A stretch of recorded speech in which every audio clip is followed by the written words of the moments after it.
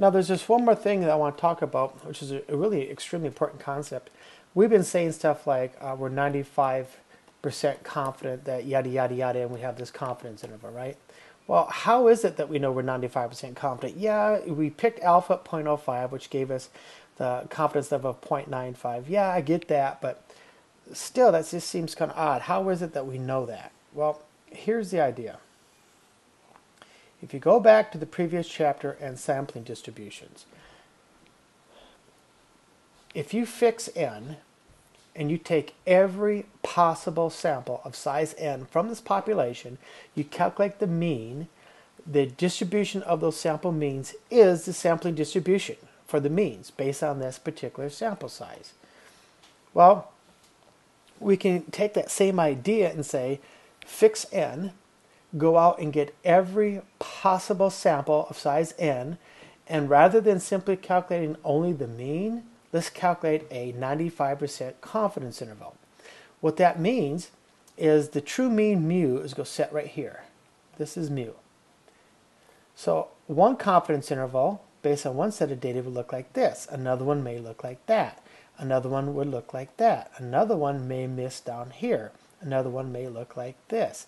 Another one may miss here. And another one would be like this. And another one would be like this. Now remember I said, and this goes on and on and on and on. Obviously there's a boatload of these guys.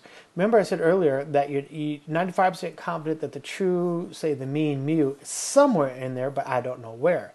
If this happened to be actually my confidence interval, then the mean would have been very close. If this was my confidence interval, then the mean would have been shifted over here to the left. Now, I didn't know that. I may not ever know that. But the point is, I'm 95% confident that the mean is in there. And the reason now that I can say that is if I were to actually calculate every possible confidence interval, 95% would capture the mean. 5% would miss. So this level of significance, this alpha, of 0.05, that's really the probability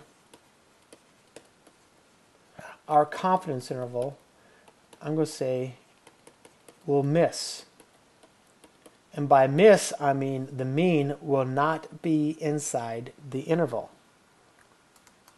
See, this is what actually gives us the right to say I'm 95% confident, or 98, whatever. It's the same concept. Doesn't matter what percentage you choose up here. It's the same concept.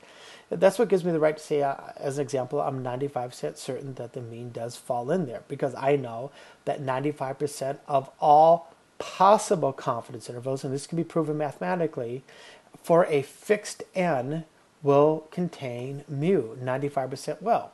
So mine's in there somewhere. I went out and took a sample. My sample is somewhere in all those possible ones. So if 95% of all of them contain the mean mu, then it's a safe bet, 95% chance that mine does. And that's kind of the logic behind why we can claim a 95 or 98 or 90% whatever confidence interval.